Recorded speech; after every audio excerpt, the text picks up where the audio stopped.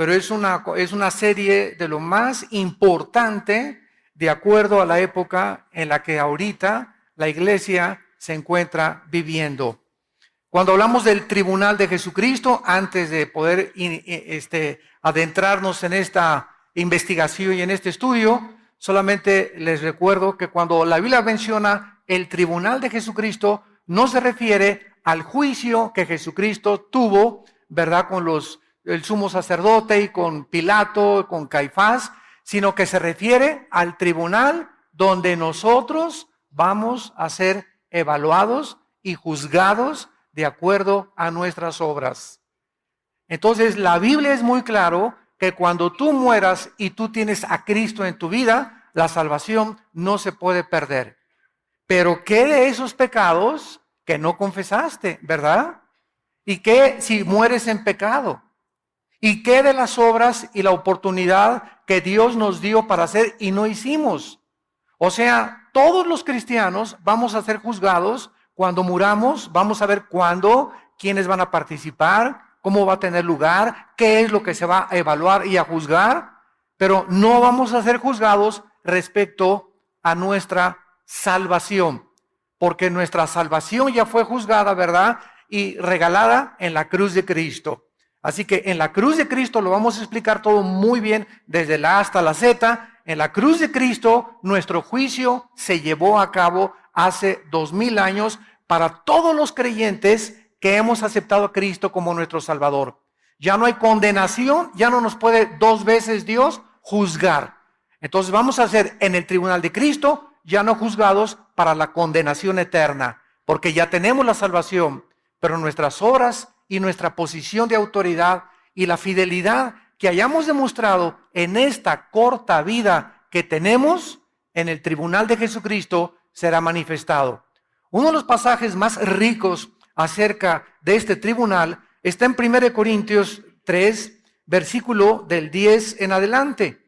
Y dice el apóstol Pablo, 1 Corintios 3, versículo 10 en adelante: conforme a la gracia de Dios que me ha sido dada, yo como perito arquitecto puse el fundamento, otro edifica encima, pero cada uno mire cómo sobre edifica. O sea, no le dejemos todo, ¿verdad?, a los pastores, y si no he crecido porque no me han dado alimento. Todos tenemos la responsabilidad, al haber recibido el Evangelio, al haber creído en él y al discipularnos, tenemos una responsabilidad de no solamente oír la palabra el domingo, sino que entre semana todos tenemos la responsabilidad de seguir comiendo en nuestra casa la palabra para edificar sobre el fundamento que está puesto en nuestras vidas, que es Jesucristo. Muy bien, dice el versículo 11, porque nadie puede poner otro fundamento que el que está puesto, el cual es Jesucristo. Y vean ustedes el versículo 12 en adelante: y si sobre este fundamento alguno edificare oro, plata, piedras preciosas, madero, heno, hojarasca, la obra de cada uno se hará manifiesta, porque el día la declarará, pues por el fuego será revelada, y la obra de cada uno, otra vez se manifiesta, cada uno de nosotros. Estamos edificando nuestra vida cristiana sobre dos clases de materiales. Las piedras preciosas, el oro, ¿verdad?, son materiales que no son combustibles, pero la madera, el heno y la hojarasca, tú les prendes fuego y si haces una casa con eso, se consume con el fuego y desaparece. Entonces, nuestras obras que son hechas en la carne son madera, heno y hojarasca. Todo lo que hayamos hecho por conveniencia, por manipulación, por necesidad, o por, como dicen, voy a ayunar para que Dios me sane a mi hijo, espérame tantito. Entonces, ¿qué Dios es un Dios falta de misericordia que está esperando para que, y le digas, mira, Señor, tengo 3 días sin comer, ¿ya te puedes compadecer de mí, Señor? ¿Ahora sí me puedes sanar a mi hijo? Dios no es ese Dios, no es el Dios que la Biblia anuncia. El ayuno no es para torcerle la mano a Dios o para forzar a Dios a que encuentre un trabajo, voy a ayunar. Para que mi esposa regrese, voy a ayunar. Ayunamos para poder tener un tiempo a solas con Dios y discernir su voluntad y su dirección. Voy a ayunar para que me dé sabiduría a Dios. ¿Cómo tratar conmigo? Así sí. Pero nunca ayunen. Voy a ayunar para que México sea salvo. Voy a ayunar para que esto se arregle. Oye, Dios no quiere sacrificios. Discúlpame. Dios no quiere ya sacrificios. Quiere obediencia. Y nuestra obediencia es la mejor manera en la que Dios contesta nuestras oraciones inmediatamente. Entonces, aquí se nos habla que estamos edificando con diferentes materiales nuestra vida. Versículo 14. Si permaneciere la obra de alguno que sobre edificó, recibirá recompensa. O sea, en el tribunal de Cristo, cada uno de nosotros vamos a estar delante de Él. Él va a estar en una tarima como esta. Vamos a ver que la palabra que se tradujo tribunal es la palabra griega bema, con B de burro. Bema, que significa el podium donde los jueces en las Olimpiadas griegas les entregaban a los atletas las medallas de oro o las coronas de olivo. Entonces era como un podium donde se formaban todos los atletas que habían sido vencedores. Y ahí en ese podium les entregaban su corona de olivo. Este podium en la Biblia se llama el bema en el griego. Pues va a haber un podium igual, vamos a estar todos formados y cada uno de nosotros, cada uno vamos a ser juzgados individualmente. A cada uno de nosotros Dios va a manifestar lo que hicimos, lo que dejamos de hacer, nuestra fidelidad, nuestra hipocresía, lo que escondimos debajo del colchón, etcétera, etcétera. Ahí será manifestado públicamente en la luz. Y cada quien va a recibir lo que haya hecho o lo que haya guardado para Dios. Si la obra, versículo 15, de alguno se quemare, él sufrirá pérdida. Si bien él mismo será salvo, aunque así como por fuego. ¿No sabéis que sois el templo de Dios y que el Espíritu mora en vosotros? Si alguno destruye el templo de Dios, Dios le destruirá a él, porque el templo de Dios, el cual sois vosotros, santo es. Vean ahora 2 de Corintios, capítulo 5. 2 de Corintios, capítulo 5, versículo 10. Vamos a tratar de leer algunos versículos para establecer nuestro fundamento teológico. 2 de Corintios 5, 10. Porque es necesario que todos nosotros, cuando Pablo dice todos nosotros, ¿de qué está hablando? De los cristianos. Aquí no está incluyendo a los no cristianos. Lo vamos a ver más adelante. Es necesario que todos nosotros, está hablándole a la iglesia, comparezcamos, y ahí está el bema, que se tradujo el tribunal de Jesucristo, para que cada uno reciba según lo que haya hecho mientras estaba en el cuerpo, sea bueno o sea malo. En este tribunal, en este juicio de los cristianos, todos nosotros vamos a recibir lo que hayamos hecho mientras estábamos en esta corta vida, desde que te convertiste hasta tu muerte. Ya antes de nuestra conversión, ningún pecado, que abortaste 5 veces, que mataste a 30 personas, que te decían la leona de Santa Julia, que te decían, ¿verdad?, lo peor. Antes de nuestra conversión, todos nuestros pecados han sido eternamente borrados. De nuestra conversión a nuestra muerte, nuestras obras comienzan a ser tomadas en cuenta. No para nuestra salvación, insisto, como lo acabamos de leer, sino para la pérdida o la ganancia de las recompensas y las posiciones de autoridad que vamos a tener.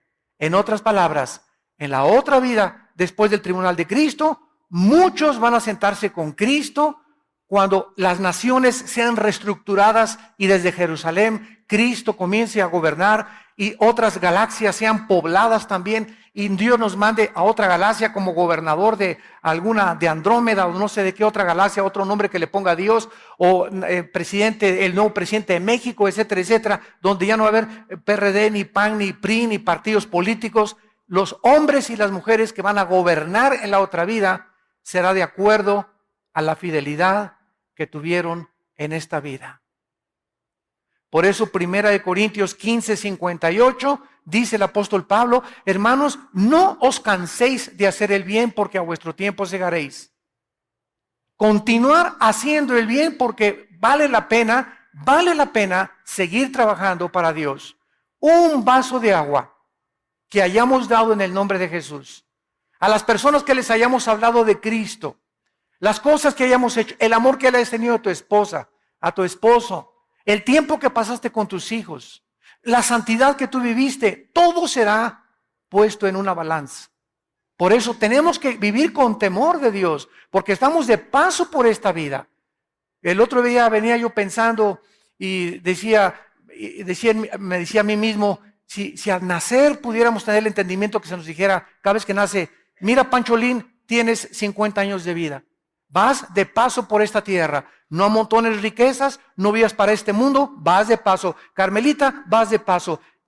Si desde que nacemos tuviéramos la conciencia que vamos de paso, pues no haríamos, ¿verdad?, muchas veces lo que creemos que hacemos. Los jóvenes creen que la vida la tienen para ellos y que pueden tomar drogas y emborracharse y embarazar a la novia, y la novia se deja embarazar y se deja manosear por el novio y se divorcia uno y se va con otra buscando aquí el agua feliz, la otra también se divorcia uno buscando que haga feliz, y todos los seres humanos viven como animales sin saber que está establecido un juicio y que desde el momento que Dios levantó a Cristo entre los muertos, nos garantiza que nosotros vamos a volver a vivir y vamos a ser juzgados en un día que se llama el día de Cristo o el tribunal de Cristo. A pesar de todo esto, existe mucha confusión acerca de quiénes serán los participantes de este juicio. ¿Cuándo se va a llevar el juicio o el tribunal? El propósito y las consecuencias. ¿Qué pasará con esos cristianos que murieron en pecado, por ejemplo? ¿Qué pasará con aquellos que dicen en la primera carta de Juan que cuando vengan a Cristo se van a alejar de Cristo avergonzados? ¿Qué acaso estas personas van a perder su salvación? ¿Qué significa perder recompensas? ¿Qué recompensas vamos a recibir y qué es lo que vamos a perder? Todo esto lo vamos a cubrir en esta serie preciosa. Muy bien, en este tribunal no habrá, vuelvo a insistir, ninguna condenación ni castigo judicial para los pecados de los cristianos confesados o no confesados. Juan 5:24: de cierto les digo, que cualquiera que oye mi palabra no vendrá a juicio. ¿A cuál juicio se refiere? Al juicio final del gran trono blanco, Apocalipsis 20, del 11 al 15. Este es otro juicio de los incrédulos. Vamos a mencionar también ese juicio.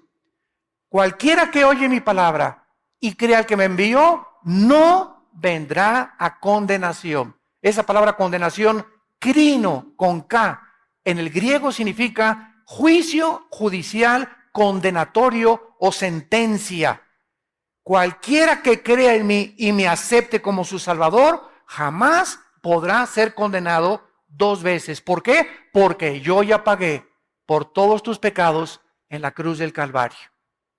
Y si hubiera algún pecado en tu vida por el cual se tiene que pagar, Cristo tendría que volver a morir 2 veces.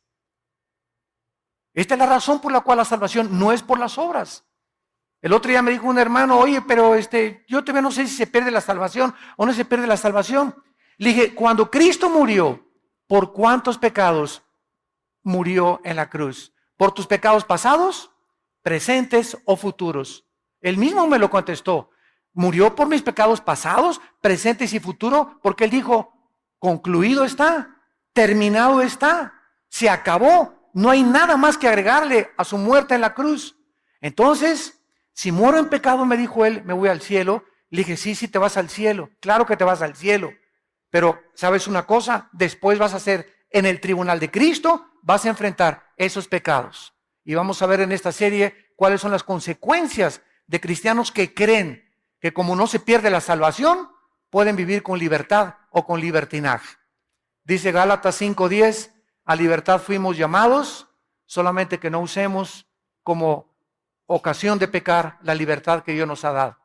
Romanos 6, que pues pecaremos para que la gracia de Dios abunde, de ninguna manera, dice el apóstol Pablo, porque los que hemos sido bautizados en Cristo, hemos sido bautizados en su muerte, en su sepultura y en su resurrección. Cualquier persona que diga, como no se pierde la salvación, voy a pecar, esa persona no es salva. Porque cuando eres salvo, esa gracia de Dios que nos es impartida por el Espíritu Santo, nos mueve a no querer pecar. Pecamos porque estamos en un cuerpo imperfecto y no hay nadie que no haya pecado más que Cristo. Pero cuando la gracia de Dios está en tu vida, ya no quieres pecar. Y cuando pecas, lloras y te frustras y te amargas y te sientes mal. ¿Qué hice, Dios mío? Antes de que tuviéramos a Cristo, pecabas como si comieras una concha, te la metes a la boca, te limpias la boca y dices, no he hecho nada. Dormías, ¿verdad? Como si nada. Y seguías pecando y pecando y pecando y matabas y fornicabas y pornografía y no tenías ningún sentimiento de culpa en tu corazón. ¿Por qué? Porque no tenías al Espíritu Santo. Pero cuando recibimos a Cristo, el Espíritu Santo entra a nuestra vida para convencernos, para no dejarnos ya tranquilos.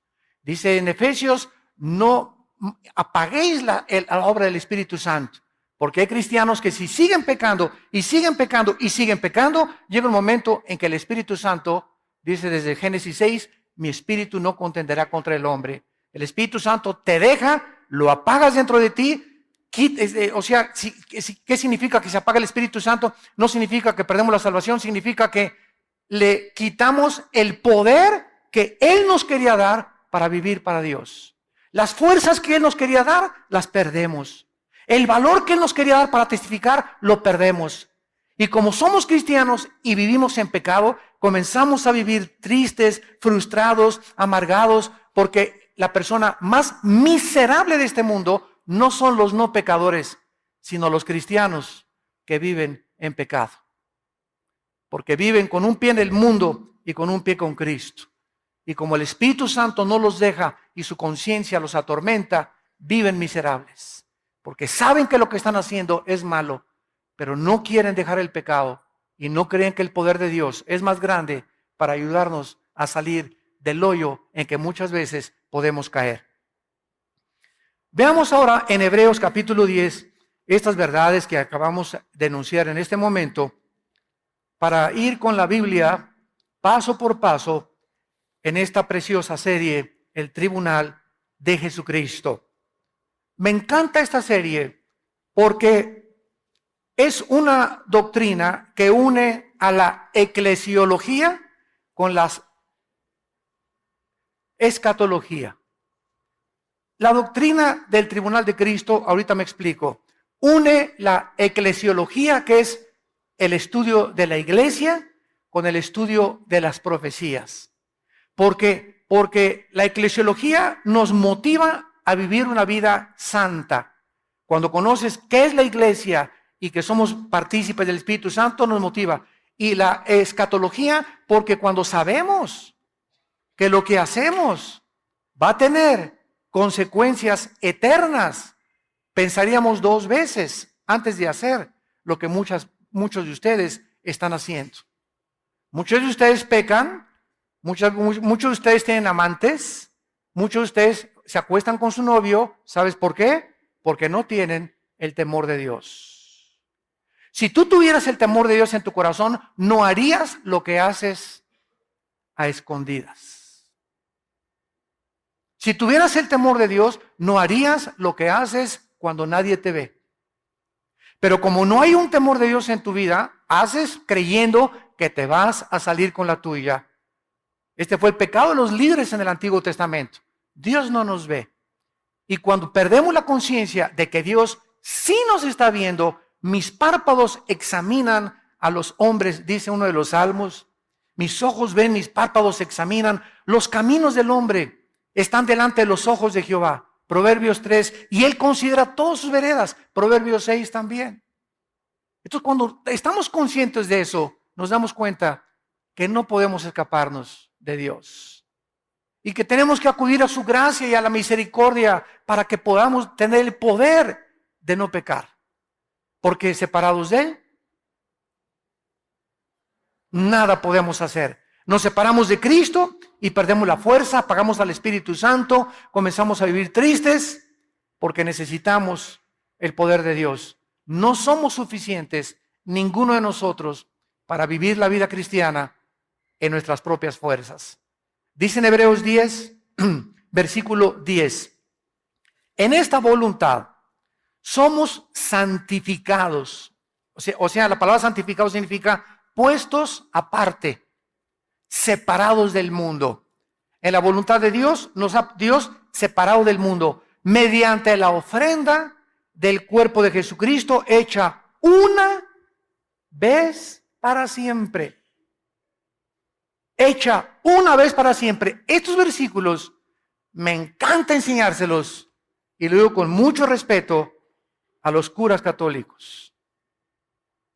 O cuando tengo debates en la televisión con obispos o con personas de otra religión, ¿verdad? Porque siempre les pregunto, ¿qué es la misa? El 99% de las personas a las que tú les preguntes qué es la misa, no saben contestarte. O si te contestan, te van a decir, ¿es la Eucaristía? ¿O es ir allá y persinarse? Pero no saben que la misa, de acuerdo al Concilio de Trento, apúntalo, el Concilio de Trento es el sacrificio de Jesucristo por los vivos y por los muertos. ¿Qué es la misa? Es un sacrificio. Cuando el cura entra al altar, dice, introibo al altare Dei, en latín. Me introduzco al altar de Dios. Le introibo al altare Dei, letiu quetificatet juventute meam, dice en latín. Me introduzco al altar de Dios a ofrecer sacrificio por los vivos y los muertos. De ahí las misas, las has oído, gregorianas. ¿Han oído ustedes de las misas gregorianas? ¿Qué son las misas gregorianas? Se murió don Pancho. Ya que se muere, vamos a pagar a la iglesia para que le dé una misa gregoriana, o sea, para que lo ayude a salir del purgatorio. Otra vez, vuelven a sacrificar a Cristo y con ese sacrificio, don Pancho ni nos oye. Pero estamos haciendo otro sacrificio, Dios, para que tengas misericordia, y don Pancho, si tenía 15,000 años en el purgatorio, que sean 10,000. Y si tienes dinero, le das 10 misas gregorianas y lo sacas en un mes a tu pariente. Cuando nosotros, amados santos, seguimos esta línea de lógica elemental, nos damos cuenta que perdida está la gente en la ignorancia. ¿Por qué lo hacen? Lo hacíamos nosotros porque no conocíamos las sagradas escrituras. En el Antiguo Testamento, los sacerdotes levíticos tenían la consigna, ellos sí, de ofrecer los sacrificios por el pueblo. Viene Cristo y se acaba el sacerdocio levítico. Y la iglesia romana se brincó la cruz y continuaron y han perpetuado el sacerdocio levítico, que ya no existe. Han hecho a un lado la cruz de Cristo y siguen ellos tratando de ser intercesores por nosotros. Y ya no hay, y dice en la Biblia católica y en cualquier Biblia, 1 Timoteo capítulo 2, no hay más que un intercesor entre Dios y los hombres, un mediador, Jesucristo hombre. Y lo dice Hebreos, el sacrificio de Cristo fue hecho una vez. Ellos, en cada realización de la misa, siguen matando a Cristo. Lo siguen ofreciendo. Esto es cuando levantan la Eucaristía y comienzan a hacer todo. Entonces se acerca la gente y les dan la hostia, que se llama la doctrina de la transubstanciación, donde bajo la bendición del sacerdote católico convierte eso en la sangre y en el cuerpo de Jesucristo. Y cuando la persona la toma, está recibiendo a Cristo. De lunes a viernes se le sale y lo vuelve a tomar el domingo. ¿Y qué dice la Biblia, verdad? Juan 1:12, a los que le recibieron, nos dio la potestad de ser hechos hijos de Dios. Lo recibimos una sola vez. Pero ellos, como creen que se sale, hay que volver a invitarlo y volver a sacrificarlo y volver a sacrificarlo y volver a sacrificarlo y volverte a dar a Cristo y volver a sacrificarlo y ven para acá para que vuelvas a recibir a Cristo, porque no saben que Él vive eternamente en nosotros. Dice en Efesios 1:13 y 14 que hemos sido sellados con el Espíritu Santo hasta el día de la redención, hasta el día de la resurrección. ¿Cómo nos ilumina la Biblia, verdad? Es maravillosa. Ahora viene el versículo 12, de ahí mismo de Hebreos 10, versículo 12. Pero Cristo, habiendo ofrecido otra vez, lo mismo dice el Espíritu Santo, una vez para siempre, un solo sacrificio. Cura católico que me escuchas, con mucho respeto, no quiero abusar, ¿verdad?, de este conocimiento, pero ya deja de sacrificar a Cristo. Ya no vuelvas a celebrar misa si me estás escuchando, porque estás diciéndole que el sacrificio de Cristo no fue suficiente.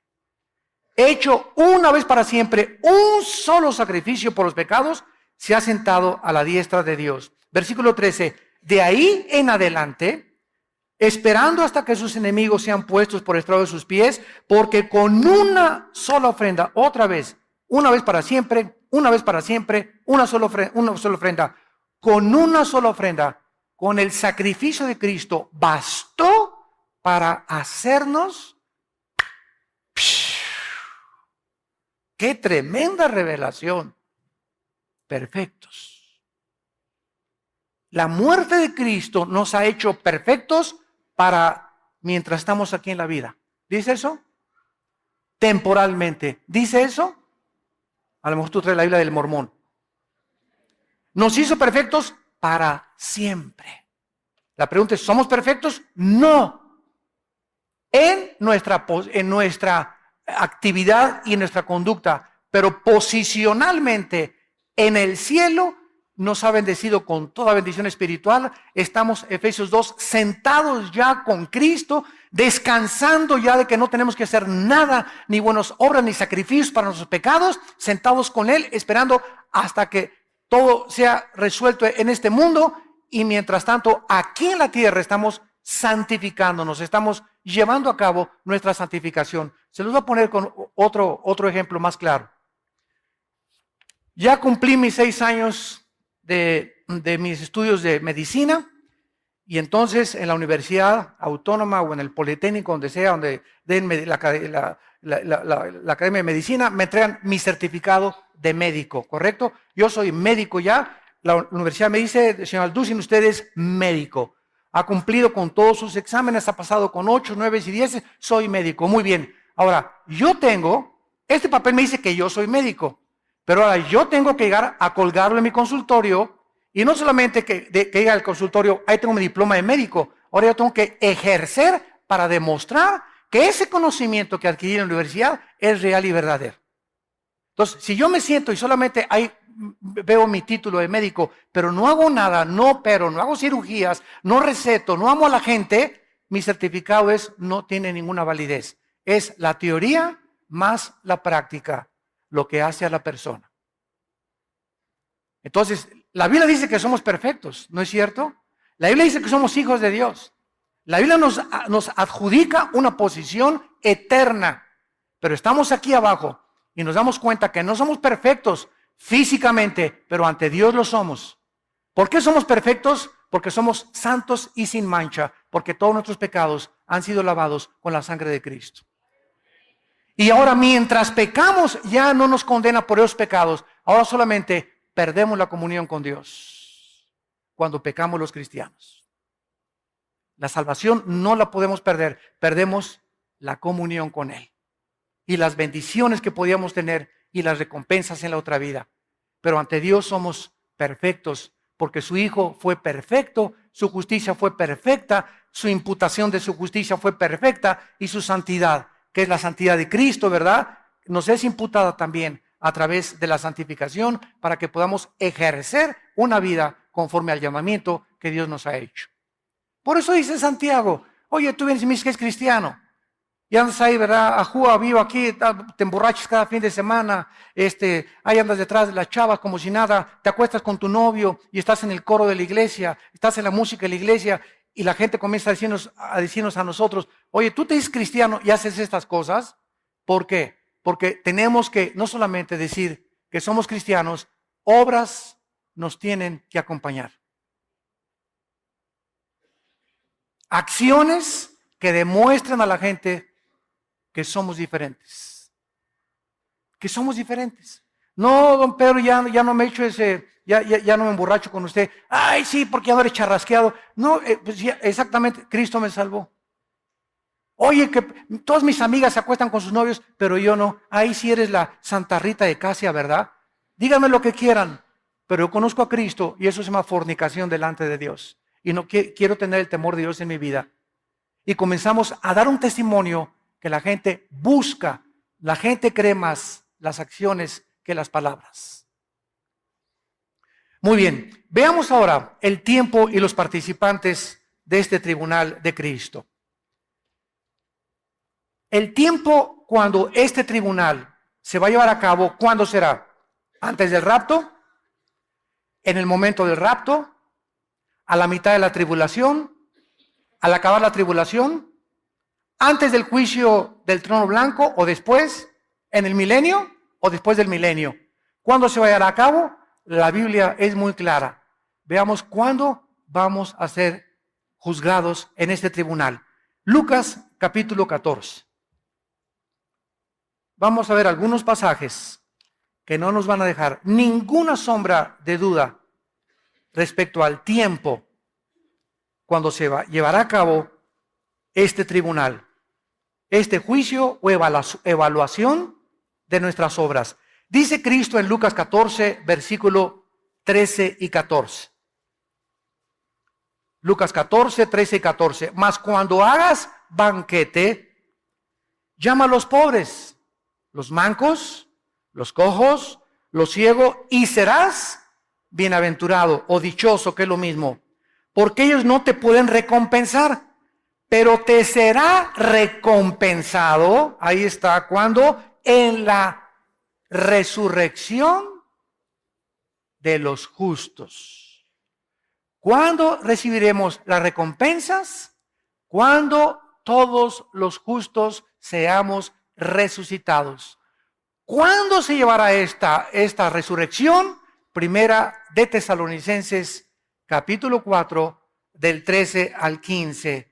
Hermanos, les escribo para que no se entristezcan como los demás que no tienen esperanza. Porque si Cristo murió y resucitó, también Dios traerá con Jesús a los que durmieron con él. Por esto digo que con voz de arcángel, con voz de trompeta y con voz de salvación, los muertos en Cristo resucitarán primero. Luego nosotros, los que quedamos, seremos arrebatados juntamente con ellos y así estaremos para siempre con el Señor. Por lo tanto, aliéntense con estas palabras. En el momento en que desaparezcan millones de cristianos del planeta Tierra, en ese momento, ¿verdad? ¿A dónde vamos? Todos los que seamos raptados, puede ser hoy en la tarde. Puede ser, a lo mejor ni acabo el mensaje. Y muchos dicen, ¿dónde se fueron? Se los llevaron los ovnis, van a decir. Puede ser hoy en la noche, el arrebatamiento, porque no hay señales para el arrebatamiento. Para la segunda venida hay señales, y verán la señal del Hijo del Hombre. Pero para el arrebatamiento no hay señales. Es inminente, en cualquier momento, el día y la hora, nadie la sabe. La segunda venida de Cristo sí es anunciada con muchas profecías y con muchas señales. Cuando dice vendré como ladrón en la noche, no se refiere a la segunda venida, se refiere al arrebatamiento. Porque si se refiriera a la segunda venida, pues entonces cuando el anticristo entre al templo y haga el sacrificio, Mateo 24, y ahí comienza la gran tribulación, lo único que tendríamos que hacer es comenzar a contar 3 años y medio. Y a los 3 años y medio sabríamos que venía Jesucristo y terminaría el Armagedón.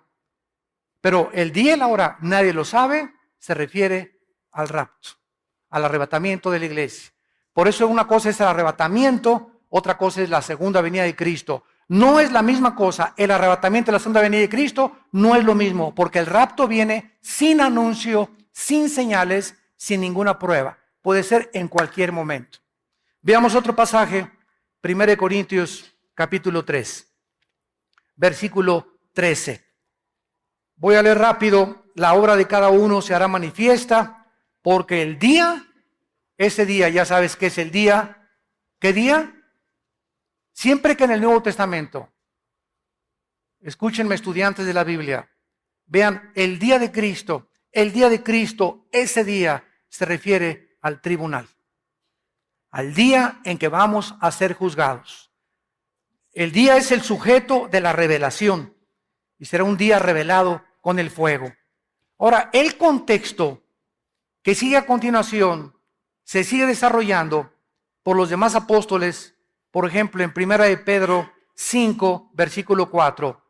Y cuando aparezca el príncipe de los pastores, vosotros recibiréis la corona incorruptible de gloria.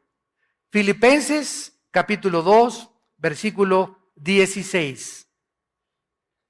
Asidos de la palabra de vida, para que en el día de Cristo, subrayen siempre que vean el día de Cristo en su Biblia, para que en el día de Cristo yo pueda gloriarme, dice Pablo, de que no he corrido en vano, ni en vano he trabajado.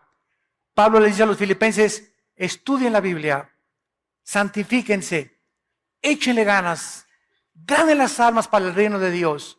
Ama a tu esposa, ama a tus hijos, pasa el mayor tiempo que puedas con tu familia, porque el mayor tiempo que pasamos con la familia es el tiempo más precioso que tenemos en esta vida. No con los amigos, no en el cine, aunque digo, no soy enemigo de películas que sean buenas, ¿verdad? Con buena clasificación. No en fiestas, y hay fiestas también buenas, pero dediquemos tiempo a la familia.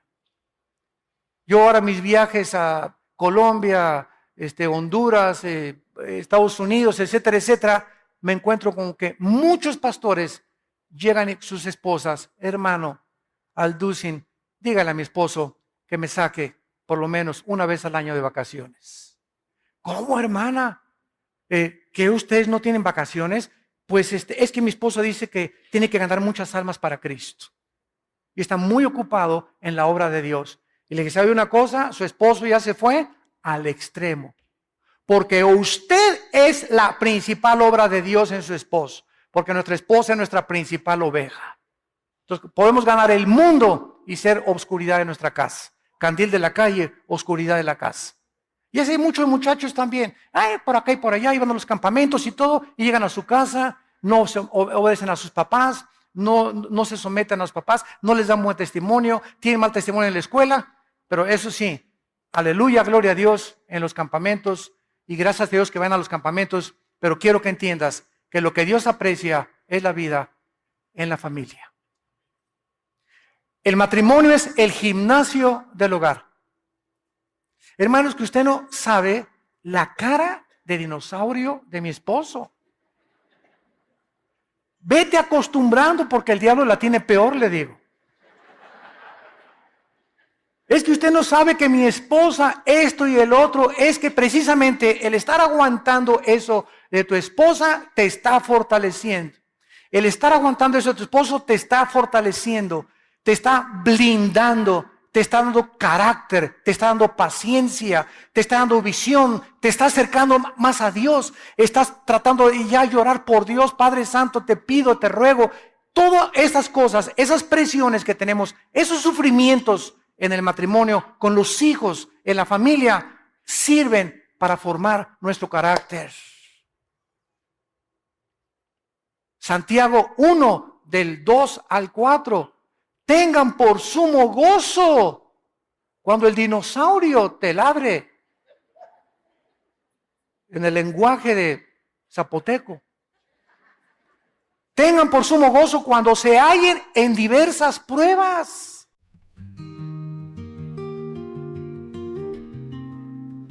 Wander through the wild, untouched and unexplored.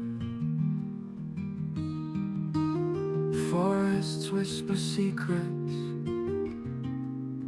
nature's sacred score.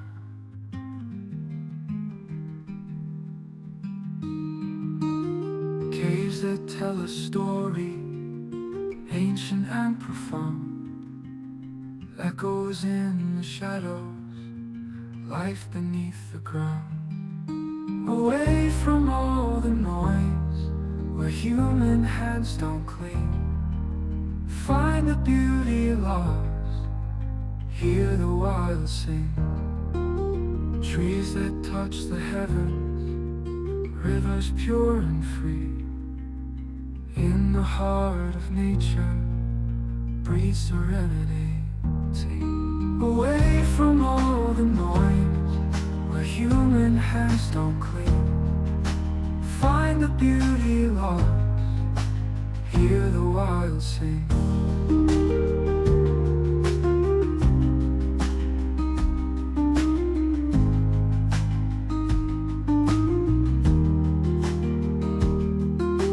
Trees that touch the heavens, rivers pure and free. In the heart of nature, breathe serenity.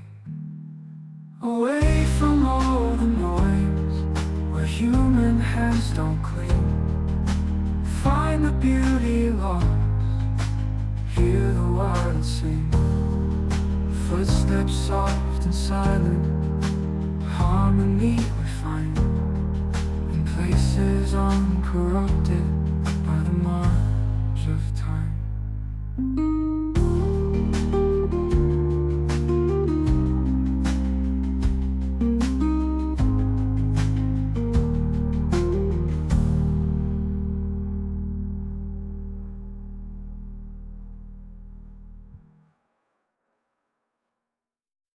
Tenemos que estar todos los cristianos ya en el cielo para ser recompensados. Y en ese momento es cuando recibiremos los premios de Dios. Así pues, las recompensas de los santos, para dejarlo claramente establecido, van a ser entre el arrebatamiento de la iglesia y la segunda venida de Cristo a la tierra. Entre el arrebatamiento de la iglesia y la segunda venida de Cristo va a haber un tiempo de 7 años de tribulación. Mientras la tribulación está aquí en la tierra, nosotros en el cielo estaremos siendo recompensados y ante el tribunal de Cristo. ¿Cómo lo sabemos? Porque en el capítulo 19 de Apocalipsis aparecen las bodas del Cordero. Y no podemos estar en las bodas del Cordero sin antes habernos presentado a ser evaluados y juzgados por nuestras obras mientras estábamos en el cuerpo. Ahora, para terminar, ¿quiénes van a estar en este tribunal? El hecho de que antes de la resurrección de los impíos no se va a llevar a cabo, nos revela que este juicio del tribunal de Cristo no incluye a los no creyentes. El tribunal de Cristo, el día de Cristo, el bema de Cristo, solamente los cristianos vamos a estar en este tribunal. Los no creyentes, cuando terminen los 7 años de tribulación y Cristo regrese al mundo, vamos a entrar a 1000 años, a un periodo de 1000 años de vacaciones aquí en la tierra, Isaías 65 y 66, Apocalipsis 20 y 21, y después del milenio, Apocalipsis 20 del 11 al 15, los no creyentes serán presentados, serán abiertos los libros de Dios y pasarán todos los no cristianos y ninguno va a estar hincado, estarán parados delante de Dios y serán echados al lago de fuego que arde con fuego y con azufre, que es la muerte segunda. En ese juicio, del juicio del gran trono blanco, nosotros ya fuimos juzgados por nuestras obras, no por la salvación, pero en el juicio de los no cristianos después del milenio, nosotros seremos el jurado. Los ángeles y los querubines estarán en el cielo cósmico de Dios y Dios demostrará que Él no va a mandar a nadie al infierno. ¿Cómo? Sí, se fueron solitos.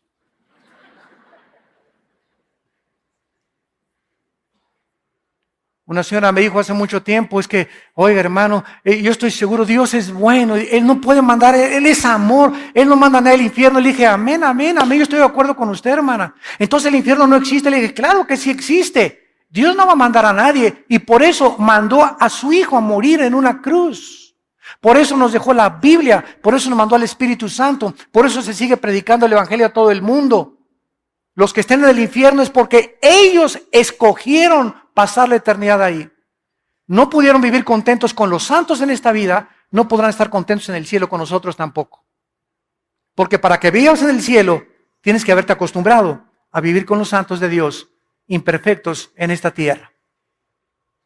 Una vez alguien me dijo, ay hermano, es que todas las iglesias apestan, todas las iglesias son imperfectas, todas las iglesias son una bola de hipócritas. Y yo le contesté, y le dije, ¿te acuerdas el arca de Noé? Ah, sí, claro que me acuerdo. Le dije, ¿te imaginas los olores que había dentro? Púchila, de popó de camello, de elefante, de canguro, de chango, de chita y todo. Pero ¿sabes una cosa? A pesar de los malos olores, estaban lejos del juicio afuera de Dios al mundo. Entonces, es preferible pasar un tiempo con malos olores aquí en la iglesia y la hermana huele feo y la hermana tiene cara hipócrita y este hermano me hizo el otro y todo eso. Es preferible aguantarnos y soportarnos y tolerarnos un poco de tiempo que estar en el juicio de Dios en el día de la tribulación. ¿Amén? Así es. Muy bien. En segundo lugar, este juicio no va a incluir, claro, a los no cristianos. En segundo lugar, los cristianos que se conviertan en la tribulación. Porque cuando el anticristo mande matar, ¿a quién va a matar? ¿A los ateos? No, ¿verdad? El anticristo va a mandar matar a judíos, mesiánicos, creyentes en Yeshua, en Jesús, y a cristianos como nosotros. Entonces, esos cristianos, Apocalipsis capítulo 7, están en el cielo, van a resucitar, están en el cielo, ellos no van a ser juzgados en este tribunal. Y durante el milenio no pueden estar incluidos tampoco en este evento. Y en tercer lugar, en este tribunal tampoco estarán los santos antes de Pentecostés, antes de la cruz de Cristo. De Adán a la cruz de Cristo, los santos del antiguo pacto, del Antiguo Testamento, no van a encontrarse en este tribunal. Veamos esta verdad en el libro de Daniel, capítulo 12. Todos los santos antes de la cruz y de Pentecostés no van a encontrarse en este tribunal. Dice Daniel capítulo 12, versículos del 1 al 3. En aquel tiempo se levantará Miguel. Está hablando del tiempo de la gran tribulación, de los años de la tribulación que se vienen sobre el mundo, donde tú y yo no vamos a estar, gracias a Dios. Se levantará Miguel, el gran príncipe que está de parte de los hijos de tu pueblo. En la Biblia, el arcángel Miguel es el jefe de los ángeles en el cielo que defiende, ha defendido y se enfrentará con Satanás en Apocalipsis 12, versículo 12, para defender a Israel. El arcángel Miguel. Y aquí se levanta Miguel, ¿verdad? Dice, el que está de parte de tu pueblo. Y será tiempo de angustia. Aquí está profetizándose el tiempo de la gran tribulación, cual nunca fue desde que hubo gente hasta entonces. Por esto sabemos que no está hablando de una tribulación o un sufrimiento 70 años después de Cristo, cuando llegaron los romanos y no dejaron piedra sobre piedra. Aquí está hablando de una angustia que Cristo en Mateo 24 repitió, cual nunca la ha habido en la historia de la humanidad, que es la gran tribulación. En aquel tiempo será libertado tu pueblo, los que se hallen escritos en el libro, y muchos, no dice todos, aquí hay una resurrección parcial. Muchos de los que duermen en el polvo de la tierra serán despertados, unos para vida eterna y otros para vergüenza y confusión eterna. Aquí está situando la resurrección de los santos del Antiguo Testamento después de la gran tribulación. después de la gran tribulación. Entonces, todos estos santos antes del Antiguo Testamento no vivieron bajo el pacto de sangre que tú y yo hemos vivido. Los santos en el Antiguo Testamento no pueden ser recompensados iguales a nosotros. Nosotros hemos recibido mucho más que ellos. Cristo le dijo a dos ciudades, Corazín y Betsaida, si en Sodoma y Gomorra hubieran oído lo que ustedes han oído, en verdad les digo que en el día del juicio, y Cristo está hablando del trono blanco, no del tribunal de Cristo, el juicio de los malos, en el día del juicio el castigo será menos severo contra los sodomitas que contra ustedes, porque al que mucho se le da, mucho se le pide. Así que nosotros tenemos que ser juzgados con una vara mucho más grande con Dios, porque hemos recibido la gracia de Dios, al Espíritu Santo morando, haciendo su morada dentro de nuestro cuerpo. La revelación que tenemos, el conocimiento que tenemos de la Biblia es maravilloso. El otro día vi que un predicador dijo, es que no es necesario meterse que si los ángeles se metieron con las mujeres, que si esto y el otro, que si la salvación se pierde, hay que ganar las almas para Cristo. Espérame tantito, compañero, en las tribulaciones y el misterio de Cristo. Tenemos que estudiar toda la Biblia. Tenemos que enseñar toda la Biblia. No podemos concentrarnos solamente en algo. Qué lindo se oye. ¿Vamos a ganar las almas? Pues claro que las ganamos.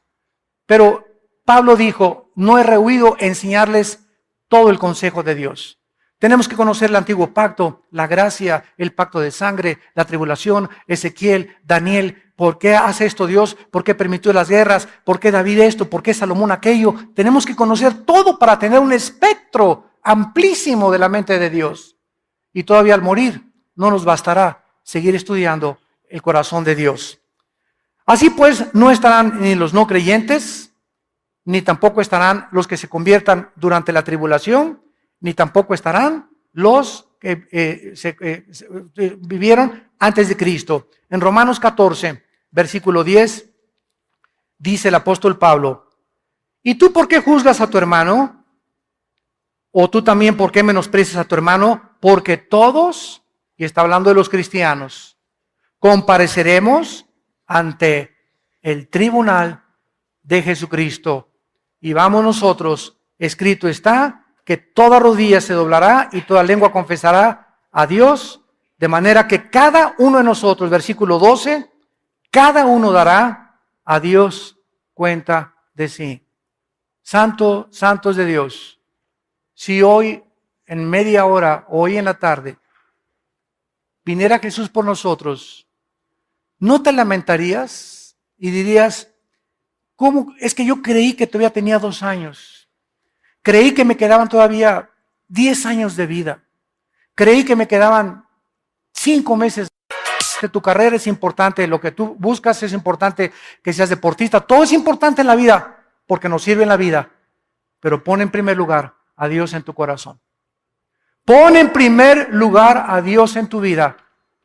Busca en el reino y su justicia y todas las demás cosas Dios te las dará por añadidura. No pongas a tu novia en primer lugar, ni a tu esposa en primer lugar, ni siquiera a la esposa o a tu esposo, ni a tus hijos. Pon a Dios en primer lugar. ¿Por qué? Porque tu novia o tu novio, tu esposo o nuestros hijos no son para siempre. Algún día se va a morir tu mamá, tu esposo, tu esposa, tu hijo, tu perro, tu gato, tu loro, tu cotorro. Todo es temporal, pero cuando perdemos todo y tenemos a Dios, Él nos dará la fuerza para seguir viviendo.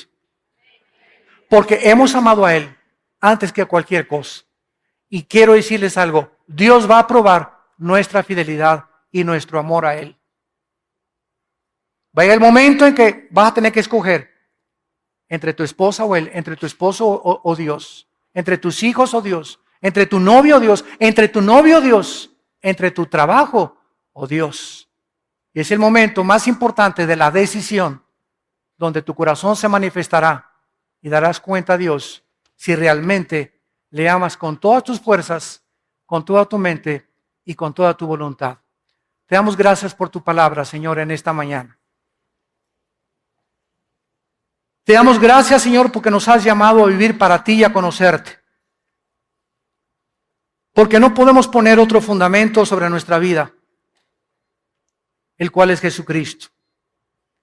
Y sobre este fundamento tenemos que edificar oro, plata y piedras preciosas.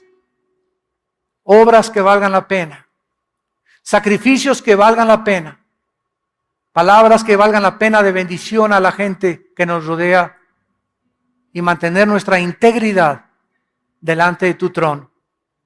Porque la obra de cada uno de nosotros, todo lo que hayamos hecho, será juzgado, será evaluado en el tribunal de tu Hijo Jesucristo, quien murió y resucitó para que nosotros ya no vivamos para nosotros mismos, porque si vivimos, para Él vivimos, y si morimos, para Él morimos.